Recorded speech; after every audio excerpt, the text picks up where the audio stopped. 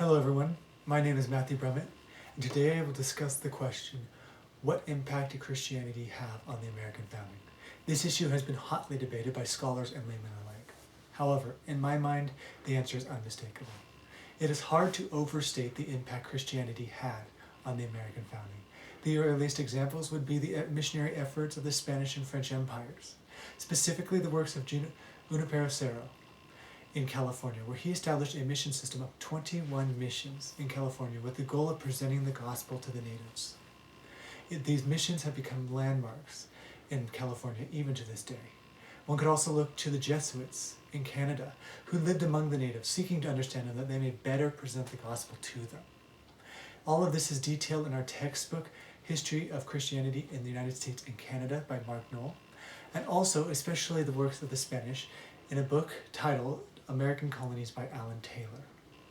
However, it's not just in the early missionary efforts that we see Christianity's influence, but also in the domestic life, specifically the domestic life of the separatists that settled in Plymouth Colony and the Puritans that would settle in New England. The Mayflower Compact in 1620, a document you may have heard of, states in its opening line, "In the name of God, amen," a statement that demands the reader's attention be brought to one simple fact, that God is important in the minds of the authors, at least to a few of them. This document, which is the founding document of their society, tells us what kind of society they want to build. A more thorough reading of the document itself shows us a line such as to propagate the gospel, which is a mission statement of their desire.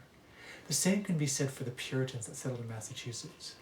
In fact, they had laws against breaking the Sabbath, which comes from a simple, basic conviction, a worldview that believes that God interacts in the affairs of men, and that he makes covenants with nations, and that he blesses the nations that honor him, and he judges the nations that do not.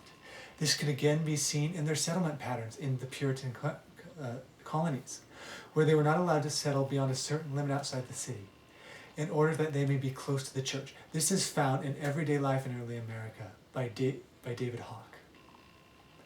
It could also be seen in the government. No man could be a member of their government without being a member of the Puritan Church. And no one could be a member of the Puritan Church unless they can honestly, convincingly show that God has been moving and acting in their lives to bring them from rebellion into obedience.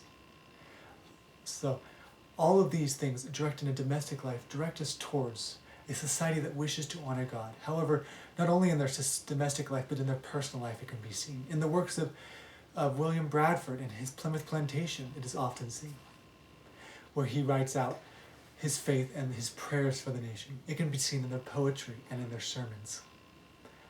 It can be seen in the works of William Penn as he sought to establish a Quaker colony in Pennsylvania that sought to give people religious freedom of a sort where they can seek to honor God by their own conscience.